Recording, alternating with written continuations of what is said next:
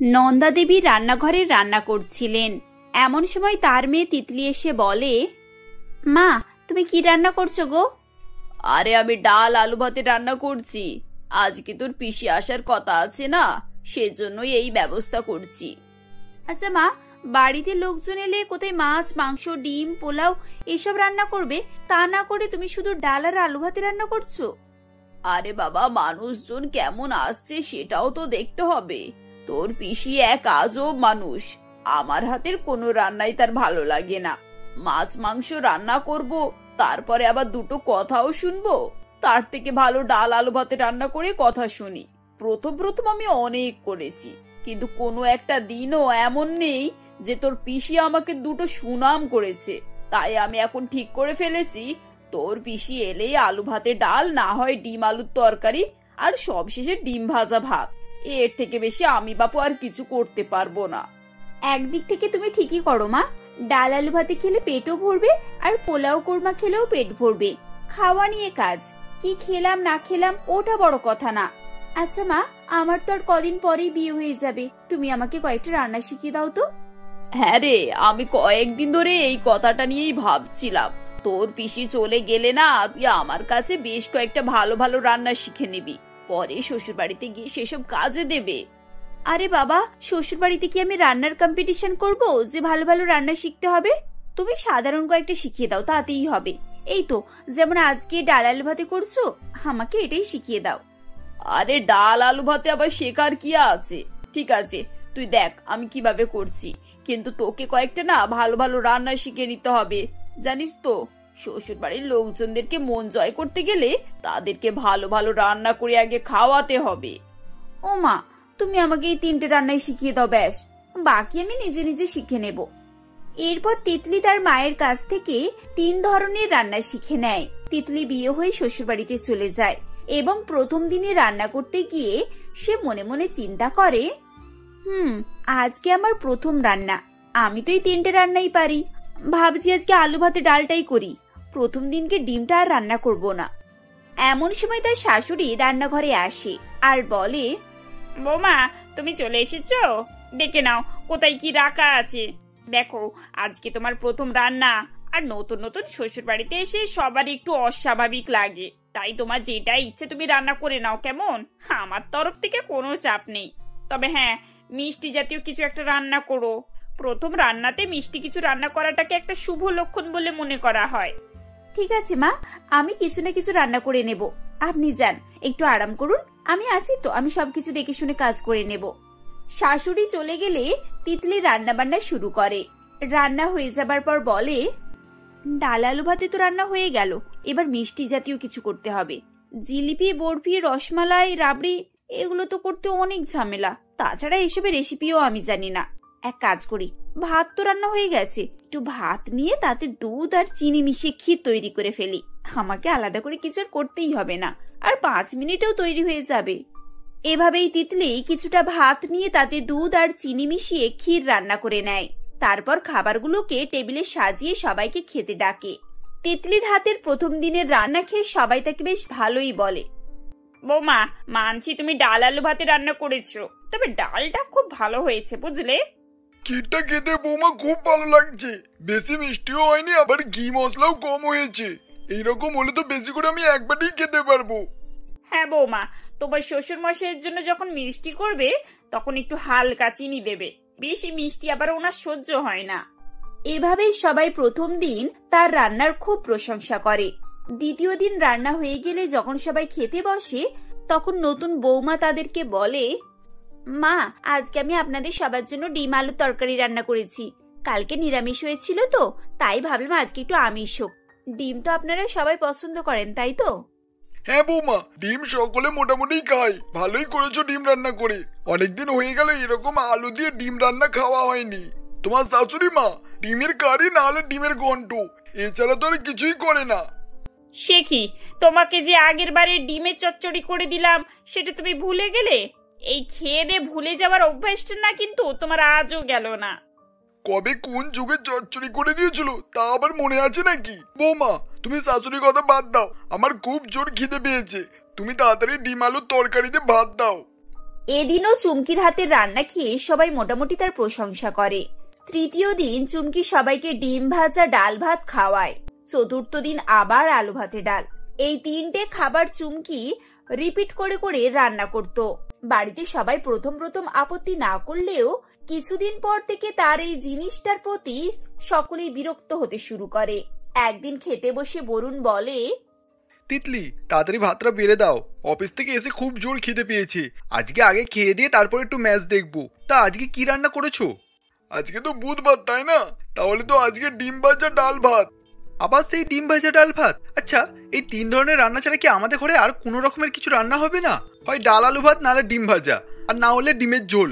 এই 2 মাস ধরে এসব খাবার কি আমার বিরক্ত লেগে গেছে। অন্য কিছু তো রান্না করতে পারো নাকি? আরে আমি কি প্রত্যেক দিন তোমাদেরকে একই খাবার খাওয়াচ্ছি নাকি? ঘুরিয়ে ফিরিয়ে তো খাওয়াই।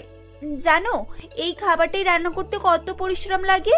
তাছাড়া এরকম হেলদি খাবার খেলে না তোমরা অসুস্থও হবে না। তোমাদের স্বাস্থ্যের খেয়াল রেখেই তো আমি এসব রান্না করি নাকি? কিন্তু বৌমা, এছাড়াও তো আরো অন্যান্য কিছু তরকারি রয়েছে। এই ধরো সবজি, মাছ, মাংস। তুমি তো মাঝে মাঝে এগুলো রান্না করতে পারো। এই প্রত্যেক দিনকে এই 3টে খাবার রিপিট করে খেতে কার ভালো লাগে বলো তো? হ্যাঁ, সবজি তো রয়েছে, তবে আমি ভাবলাম হয়তো আপনারা এই খাবারগুলোই খেতে পছন্দ করেন, সেজন্যই তো আমি এই খাবার করেছিলাম। বৌমা, তুমি যখন এতই আমাদের স্বাস্থ্যের কথা চিন্তা করছো, তাহলে একটু স্বাদের কথাও তো চিন্তা করতে পারো।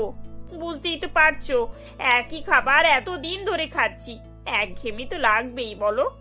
ঠিক আছে মা, কাল থেকে না হয় আমি আপনাদের জন্য সবজি রান্না করে দেব। আপনারা আগে বললে তো আমি আগে তাই করতাম। এখন যখন বলছেন তাহলে কাল থেকে সবজিটাই হবে, কেমন? তিতলির মুখে এই কথা শুনে শ্বশুর, শাশুড়ি এবং স্বামীর মুখে হাসি ফুটে ওঠে। এতদিন পর তারা অন্যান্য রকমের খাবার খেতে পারবে, এটিই তাদের কাছে অনেক আনন্দের বিষয় ছিল। পরের দিন সকাল সকাল সবিতা দেবী বাজারে যান এবং বাজারের ব্যাগ ভরে নানান ধরনের সবজি নিয়ে আসেন। সবজির ব্যাগ বোমার হাতে তুলে দিয়ে বলেন, এই নাও বৌমা, সব কটা একেবারে ফ্রেশ টাটকা সবজি। গাজর, ফুলকপি, বাঁধাকপি, শিম, বরবটি আর তার সাথে ক্যাপসিকাম আছে। ভালো করে মশলা দিয়ে কষে না একটা মিক্স ভেজ রান্না করো, বহুদিন খাইনি। আজকে? আচ্ছা ঠিক আছে মা, কিন্তু আপনি একসঙ্গে এতগুলো সবজি কেন আনলেন? একটা দুটো আনলেই তো হতো। আরে সবজিগুলো ভালো করে ফ্রিজে রেখে দাও না। প্রত্যেকদিন 2টো করে রান্না করবে আর 1 সপ্তাহ আরাম করে কেটে যাবে। পরের সপ্তাহ হবে, তারপর আবার আমি টাটকা ফ্রেশ সবজি আনবো। তিতলি বাজারের ব্যাগ নিয়ে রান্নাঘরে চলে যায়। সন্ধ্যাবেলা সবাই বাড়ি ফিরে এলে রাতে খাবারের জন্য অপেক্ষা করতে থাকে। বাবা, আজকে কিন্তু অনেক ভালো ভালো তরকারি হচ্ছে। একেবারে টাটকা ফ্রেশ সবজি এনেছিলাম, বুঝলি? বৌমাকে বলেছি ভালো করে একেবারে কষে একটা সবজির তরকারি রান্না করতে। আজকে না বেশ জমিয়ে খাওয়া হবে। মা, সত্যি বলছি, আজকে আমি ডবল করে ভাত খাবো। কতদিন পর সবজি খাচ্ছি বলো তো? আজকে তৃপ্তি করে খেয়ে বাবার পানের বাটা থেকে একটা পান খেয়ে তারপর অন্য কথা। আচ্ছা ঠিক আছে ঠিক আছে, সে নয় হবি। এতদিন পর সবজি খেতে পাচ্ছি, সেটাও তো অনেক আনন্দের। পান খেয়ে আবার সেটাকে সেলিব্রেট করতে হবে। কিছুক্ষণ পর তিতলি খাবার নিয়ে এসে টেবিলে সাজিয়ে রাখে। খাবারের জায়গা থেকে ঢাকনা খুলে বরুণ বলে, এ কি, এ তো আবার ডাল। মা তো বলেছিল তুমি নাকি সবজি রান্না করেছো, সবজি কোথায়? উফ, তুমিও না দেখতে পাও না নাকি? ভালো করে দেখো, ডালের মধ্যে গাজর আর ফুলকপি আছে। এই দেখো, আমি ছোট ছোট করে কেটে গাজর ফুলকপি ডালে দিয়েছি। এতে করে ডালের স্বাদটাও বেড়ে গেছে, আর তোমরা সবজিও খেতে পাচ্ছ। এটা আবার কোন ধরনের সবজি রান্না বৌমা? তুমি আলাদা করে সবজিগুলো রান্না করতে পারছো না? এভাবে ডালের সঙ্গে সবজি দিয়ে রান্না করলে তো সবজির স্বাদ কি করে বুঝবো? আমি বুঝতে পেরে গেছি, আমাদের কপালে সবজি রান্না খাওয়াই নেই। আমাদেরকে এই খাবার খেয়ে দিন কাটাতে হবে। 3 জন অসহায় ভঙ্গিতে কোনো রকম রাতের খাবার খেয়ে উঠে পড়ে। এভাবেই তাদের দিন কাটে। তবে সবিতা দেবী হার মানার পাত্রী ছিলেন না। কয়েকদিন পর তিনি তার ননদকে তাদের বাড়িতে নিমন্ত্রণ করেন এবং তিতলিকে বলেন, বৌমা, আজ তোমার পিসি শাশুড়ি মা আসছেন। দেখো, ওনার জন্য একটু ভালো মন্দ রান্না করো, কিন্তু উনি আবার এইসব সাধারণ খাবার খান না। আমাদের মান সম্মান বজায় রাখার জন্য তোমাকে কম করে 5 রকমের আইটেম করতেই হবে। তাই আগে থেকে রান্নাঘরে গিয়ে সব ব্যবস্থাটা করে নাও। আচ্ছা ঠিক আছে মা, আমি সবকিছু ব্যবস্থা করে নিচ্ছি। আপনি একদম চিন্তা করবেন না। পিসিমা আমার বিয়ের পরেই প্রথমবার আসছেন, তাকে তো আমি ভালো মন্দ কিছু রান্না করে খাওয়াবোই। আমি এক্ষুনি রান্না বসিয়ে দিচ্ছি, কেমন? যাক, এতদিন পর তীর একেবারে ঠিক নিশানায় লেগেছে। এবার আমি নিশ্চিন্ত।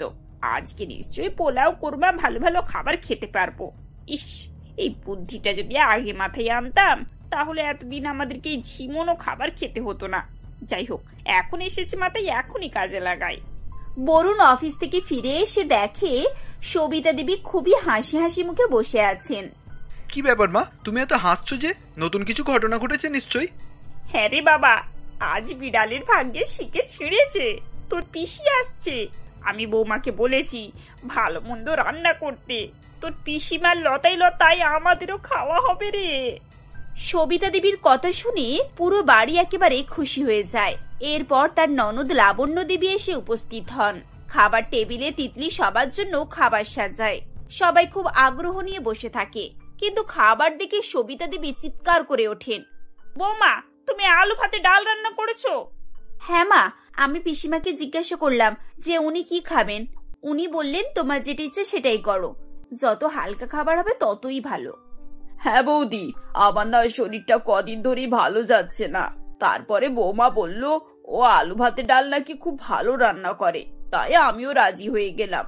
অনেকদিন পর এই ধরনের খাবার খাচ্ছি। সবার আশায় জল ছিটিয়ে যায়। মন খারাপ করে সবাই ডাল আলু ভাতেই ভাত খায়। লাবণী দেবী বাড়ি ফিরে গেলে সেদিন তিনজনে তিতলিকে ডেকে বলে, বৌমা, সত্যি করে বলো তো, তুমি কি এই 3টে খাবার ছাড়া আর কিছু আমাদেরকে খাওয়াতে পারবে না? আমাকে ক্ষমা করবেন মা, আমি মায়ের বাড়িতে এই 3টে মাত্রই রান্না শিখেছি, এছাড়া আমি আর কিছুই পারি না। তিতলির কথা শুনে তারা একে অপরের মুখের দিকে হাঁ করে তাকিয়ে থাকে। তারা তাদের বৌমাকে কি বলবে না বলবে কিছুই খুঁজে পাচ্ছিল না। তুমি এই কথাটা এতদিন ধরে আমাকে বলতে পারলে না? আরে বাবা, আমি তোমাকে রান্না শিখিয়ে দিতাম। তাই তো, আমরা তো ভেবেছিলাম তুমি ইচ্ছা করে আমাদেরকে এগুলো রান্না করে খাওয়াচ্ছিলে। তুমি যে জানো না সেটা তো আমরা বুঝতেই পারিনি। ঠিক আছে, কাল থেকে তুমি তোমার শাশুড়ির কাছ থেকে রান্নার ক্লাস নেবে, কেমন? ঠিক আছে বাবা। পরের দিন থেকে তিতলি তার শাশুড়ির কাছ থেকে রান্না বান্না শিখতে শুরু করে। প্রায় 1 মাস পর তিতলি অনেক কিছু রান্না শিখে যায়। এরপর থেকে সে বাড়ির সবাইকে নানান ধরনের রান্না করে খাওয়াতে শুরু করে।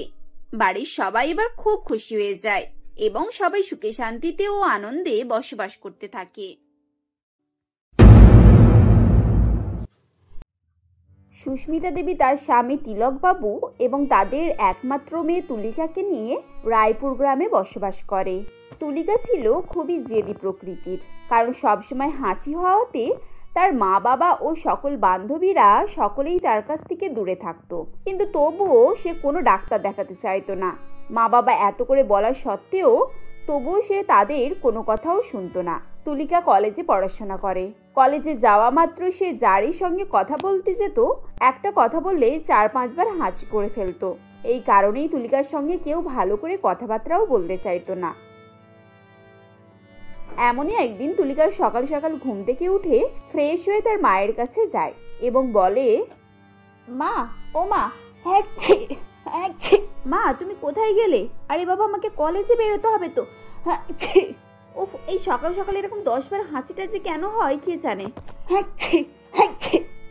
তুই আগে হাঁচিটা করে নে, তারপর আমার সঙ্গে কথা বলবি। কতবার তোকে বলেছি বলতো, চল ডাক্তারখানাতে চল, কিন্তু তুই তো আমার কোনো কথাই শুনিস না।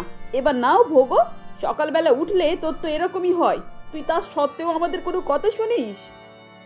ওহ মা, তুমি আবার সকাল সকাল শুরু হয়ে যেও না তো। তুমি তো জানো রোজ আমার এরকম হয়। ও আচ্ছা, তাহলে তো তোকে কিছু বলাই যাবে না তো দেখছি। তুই আমার মেয়ে বলে বেঁচে আছিস, অন্য কেউ যদি তোর মা হতো না তোকে এতক্ষণ মেয়েরে সোজা করে দিত। হ্যাঁ, এই বলে দিলাম।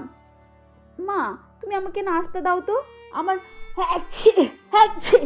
আমার কলেজে যেতে। উফ, বিয়ের বয়স হতে চললো, এখনো মাথায় কোনো বুদ্ধি শুদ্ধি হলো না তোর। সুস্মিতা দেবী যখন তার মেয়েকে এসব কথা বলছিল তখনই সেখানে তুলিকার বাবা চলে আসে আর বলে, কোথায় গেলে শুনছো? তুমি আবার সকাল সকাল শুরু হয়ে গেলে। তুমি তো ভালো করেই জানো তুলিকা কেমন, ও আমাদের কোনো কথাই শোনে না, তার সত্ত্বেও তুমি শুরু হয়ে গেলে। রোজ রোজ শুরু হবো না তো কি হবে শুনি? দেখতে পাচ্ছ না বিয়ের বয়স হতে চললো, আরে এখনো পর্যন্ত আমাদের কোনো কথা শুনছে? বাবা প্লিজ তুমি আবার মায়ের মতো আমাকে বলো না তো। হ্যাঁ মা, নাস্তাটা দেবে নাকি? হ্যাঁ আমি চললাম, দূর। এই বলে রাগ দেখিয়ে তুলিকা কলেজে বেরিয়ে পড়ে। তখন তার মা পিছন থেকে একটু চিৎকার করে বলতে থাকে, আরে আরে এই কখন আসবি না আসবি, খেয়ে তো যা। তুলিকা, এই তুলিকা, একটু অন্তত খেয়ে যা। মেয়েকে অত কথা শুনিয়ে দিলে তা সত্ত্বেও তুমি বলছো কিনা খেয়ে যা? ঠিকই আছে, ও কলেজে গিয়ে খেয়ে নেবি। আর আমি ভালো করেই জানি ও এরকম খাবার খেতে একেবারেই পছন্দ করে না। দেখবে ও কলেজে গিয়ে ওর মন মতো ঠান্ডা জিনিস খেয়ে নেবি। হ্যাঁ আমিও জানি ও ঠান্ডা জিনিস খেতে বেশি পছন্দ করে। আইসক্রিমওয়ালাকে একবার দেখলে হয়, ব্যাস ছুটে অমনি তার কাছে চলে যাবে। উফ, তুমি বলো তো এইরকম হাঁচি করা মেয়েকে কে বিয়ে করবে? এখন তো আমার ওর বিয়ের টেনশনই মাথায় ঘোরপাক খাচ্ছে গো। এই বলে সুস্মিতা দেবী নিজের কাজে ব্যস্ত হয়ে যায়। কিছু সময় পর তুলিকা কলেজে পৌঁছে যায়। কলেজে পৌঁছাতে তার বেশ কিছুক্ষণ দেরি হয়ে যায়। তুলিকা ক্লাসে পৌঁছে দেখে যে ক্লাসে আগে থেকেই ম্যাডাম রয়েছে।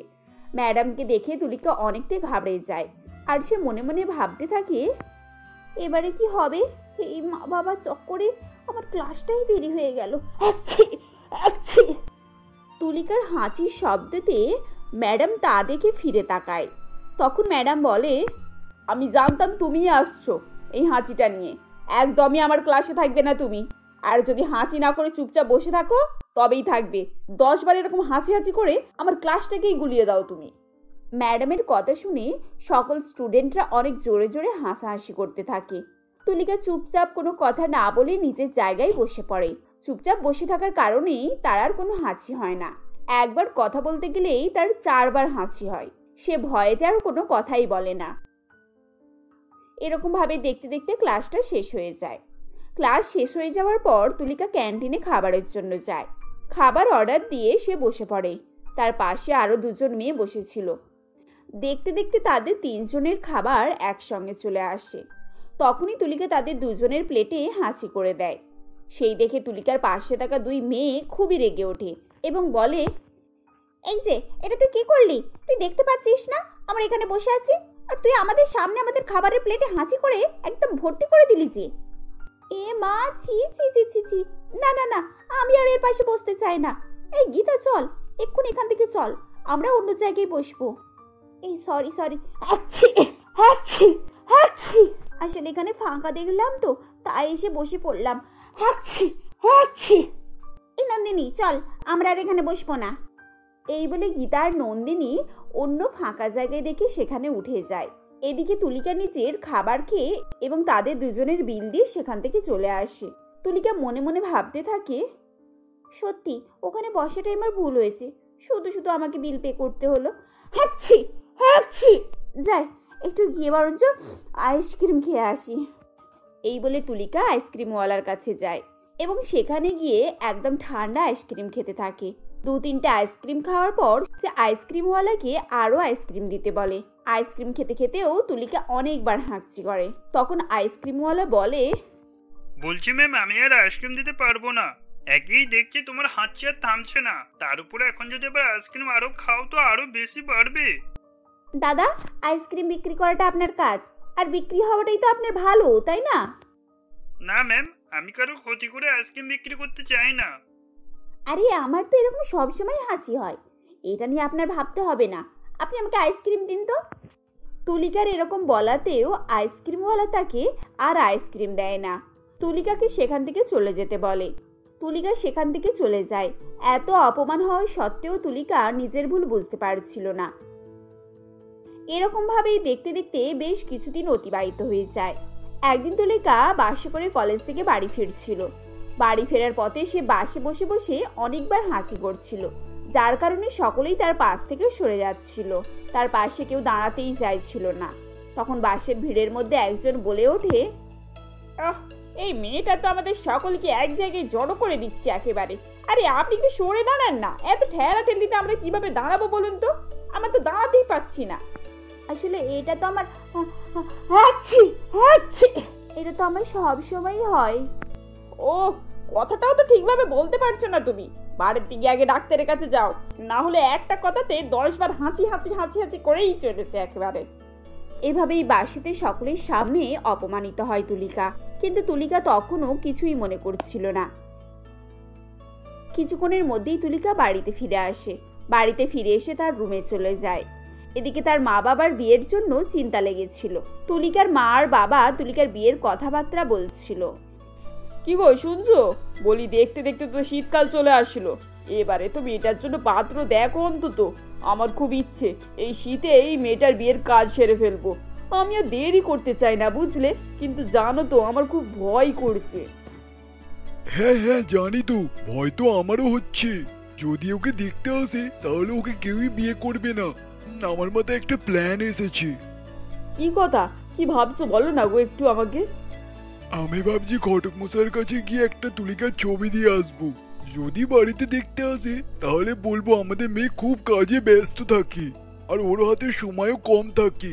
এইভাবে কথাটাকে ম্যানেজ করে নিতে হবে। তারপর আর কি, বিয়ে হয়ে গেলে যা হবে তা দেখা যাবে। তুমি বরং এই কথাটা ঘটক মশাইকে বলে এসো, জানো দেখতে আসার কথা বললেই ঘটক মশাই যেন এই কথাটাই বলে। এইভাবেই কথাবার্তা বলতে বলতে তারা দুজনেই মিলে সিদ্ধান্ত করে ফেলে। পরের দিন সকালে তিলকবাবু তুলিকার ফটো নিয়ে ঘটক মশাইকে দিয়ে আসে এবং সবটা বুঝিয়ে বলে আসে। দেখতে দেখতে প্রায় 1 সপ্তাহ কেটে যায়। 1 সপ্তাহ পর ঘটক মশাই শহরের এক পাত্রের সন্ধান দেয়। পাত্রের নাম ছিল তন্ময়। তন্ময় তার মা মোহনা দেবীর সঙ্গেই বসবাস করে। শহরে তন্ময়ের একটা বড় মুদিখানার দোকান ছিল, সেখান থেকে ভালো রোজগারও হতো। পাত্রীকে দেখতে না আসতে পেরে মোহনা দেবী তাদেরকে একটা চিঠি পাঠায়। তখন সেই চিঠিটা সুস্মিতা দেবী পড়তে থাকে। এই শোনো না, দেখে মনে হচ্ছে ওনাদের পছন্দ হয়েছে জানো। আচ্ছা আচ্ছা আগে পড়তে দাও। আপনাদের মেয়েকে আমাদের খুবই পছন্দ হয়েছে। আসলে শহরে আমাদের অনেক কাজের চাপ, তাই আমরা দেখতে যেতে পারবো না। তার জন্য আমাদেরকে ক্ষমা করবেন। আপনারা একটা তারিখ সিদ্ধান্ত করে আমাদেরকে বলবেন। সুস্মিতা দেবী চিঠিটা পড়ে খুবই খুশি হয় এবং তারা এটা ভেবে আরো খুশি হয় যে তারা তাদের মেয়েকে দেখতে আসছে না। সুস্মিতা দেবী আর তিলকবাবু মিলে একটা তারিখ ঠিক করে ফেলে এবং তাদেরকেও জানিয়ে দেয়। বেশ কনকনে শীত পড়ে যায়। ঠান্ডাতেই সকালে উঠে তুলিকা গায়ে কোনো কিছুই দিত না, গরমে পোশাকও পর্যন্ত পরতো না, যার কারণে তার আরো হাঁচি শুরু হয়ে যেত। দেখতে দেখতে তার বিয়ে হয়ে যায়। বিয়ে করে তুলিকা নতুন শ্বশুর বাড়িতে আসে। যখন তুলিকার শাশুড়ি মা তুলিকাকে বরণ করার জন্য তার সামনে আসে, তখন তুলিকা এমন একটা জোরে হাঁচি করে, তুলিকার শাশুড়ি মা চমকে ওঠে আর তার হাত থেকে বরণডালাটা পড়ে যায়। হায় হায় উপরওয়ালা, এ কি বৌমা হলো আমার! এ তো খুবই অমঙ্গল। তোমার শরীর কি অসুস্থ নাকি? এত জোরে হাঁচি করলে কেন? বরণ ডালে তো পড়েই গেল। না না মা, আমার মনে হচ্ছে তুলিকা সর্দি হয়েছে। আচ্ছা আচ্ছা ঠিক আছে। এই বলে মোহনা দেবী আবার বরণডালা সাজিয়ে নিয়ে আসে এবং নতুন বৌমা তুলিকাকে বরণ করে বাড়ির ভিতরে নিয়ে আসতে বলে। তারপর তন্ময় তুলিকাকে নিয়ে নিজের রুমে চলে যায়। দেখতে দেখতে সেদিনটা কেটে যায়। পরের দিন সকাল সকাল তুলিকা উঠে পড়ে। নতুন বইয়ের মতো সকালে ওঠার কারণে তার অনেক ঠান্ডা লাগছিল, যার কারণে আরো জোরে জোরে বারবার হাঁচি শুরু করে দেয়। তখন মোহনা দেবী বলে, বৌমা তোমার এতবার হাঁচি হচ্ছে কেন বলো তো? একবার ডাক্তারের কাছে চলে যাও, না হলে এরকম ভাবে বারবার করতে থাকলে তোমারই অসুবিধা হবে বুঝলে। কোনো কাজ ঠিকভাবে করতে পারবে না তুমি। না মা, আপনাকে চিন্তা করতে হবে না। হাঁচি হাঁচি, আপনি চিন্তা করবেন না, আমি একদম ঠিক আছি। আপনি বসুন, আমি আপনার জন্য নাস্তা বানিয়ে দিচ্ছি।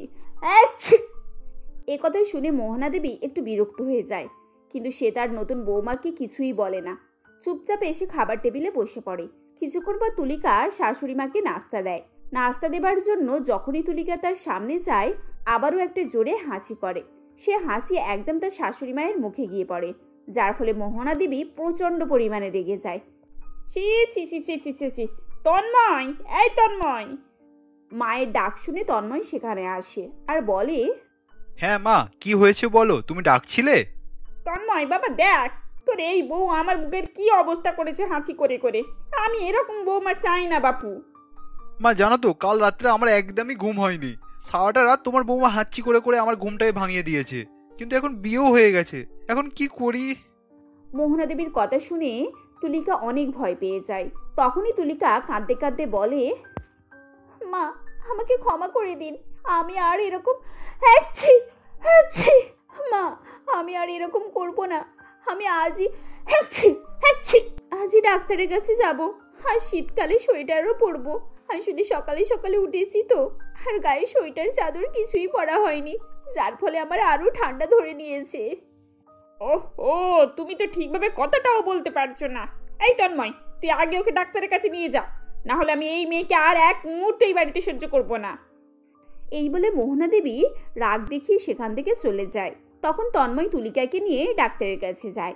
তখন ডাক্তারবাবু তাকে কিছু ওষুধপালা লিখে দেয় এবং তাকে সবসময় শীতের হাত থেকে বাঁচার জন্য গরম কাপড় পরার জন্যও বলে। সেদিনের পর থেকে তুলিকা শ্বশুরবাড়িতে সবসময় সোয়েটার, চাদর ইত্যাদি ব্যবহার করে, আর ডাক্তারে দেওয়া ওষুধপত্র সবকিছুই সময় মতো খেত। ঠান্ডা জিনিসে কোনো রকম ভাবেই হাত দিত না, খাবার কথা তো দূরের কথা। এরকম ভাবেই আস্তে আস্তে কিছুদিন পরই তুলিকার হাসি একেবারে গায়েব হয়ে যায়। সেদিনের পর থেকে তুলিকার শ্বশুরবাড়িতে সকলের সঙ্গে হাসি খুশিতে বসবাস করতে থাকে।